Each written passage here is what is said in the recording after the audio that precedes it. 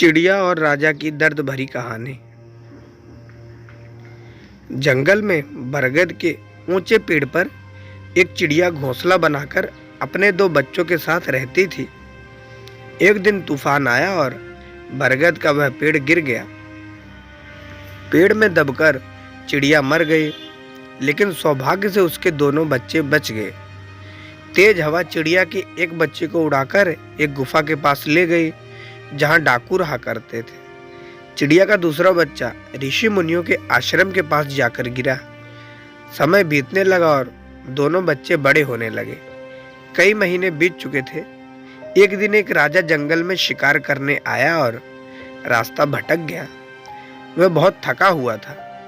एक स्थान पर उसने अपना घोड़ा रोका और पेड़ की छाया में आराम करने बैठ गया। जहां वह आराम कर रहा था, उसके पास ही एक गुफा थी।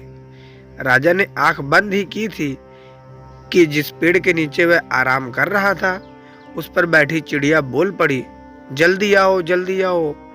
इस आदमी ने ढेर सारे आभूषण पहन रखे हैं। इसका गला काटकर इसे मार डालो और इसे लूट लो।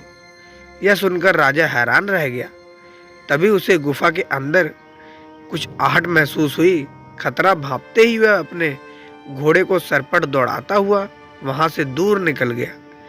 वह घोड़ा दौड़ता दौड़ता थक चुका था। आराम करने के लिए वह एक पेड़ के नीचे जा बैठा। पास ही एक आश्रम दिखाई पड़ रहा था।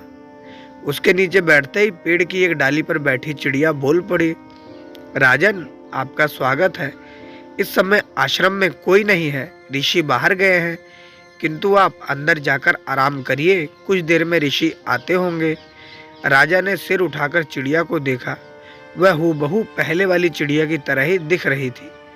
चिड़िया की बात मानकर राजा आश्रम के अंदर चला गया।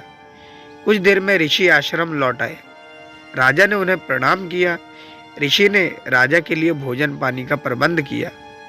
भोजन के बाद कुछ देर आराम कर राजा जाने को हुआ तो उसने मन में हुए कौंध रहा प्रश्न ऋषि से पूछ लिया, गुरुवर, आपके आश्रम के सामने स्थित पेड़ पर जैसी चिड़िया है, हूबहू वैसी ही चिड़िया मैंने कुछ दूरी पर स्थित एक गुफा के पास पेड़ पर देखी, लेकिन दोनों की बोली में बहुत अंतर था।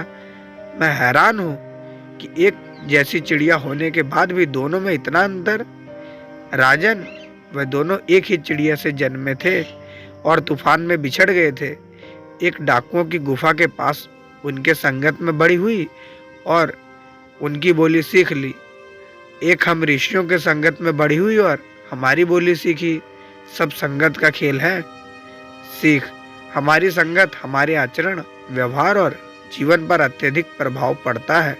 इसलिए सोच समझकर संगत का चुनाव करना चाहिए, क्योंकि जैसी संगत वैसी रंगत। तो ये थी हमारी आज की कहानी। आई होप कहानी आपको पसंद आई होगी। कहानी कैसी लगी अपनी राय कमेंट करके जरूर बताएं। साथ ही वीडियो को लाइक कर दें, दोस्तों को शेयर कर दें। चैनल पर नए हो तो सब्सक्राइब करना ना भूलें और बेल आइकन को प्रेस करके ऑल पे सेट कर दें, ताकि ऐसी ढेर सारी मनोरंजक कहानी आप तक पहुंचती रहे सबसे पहले।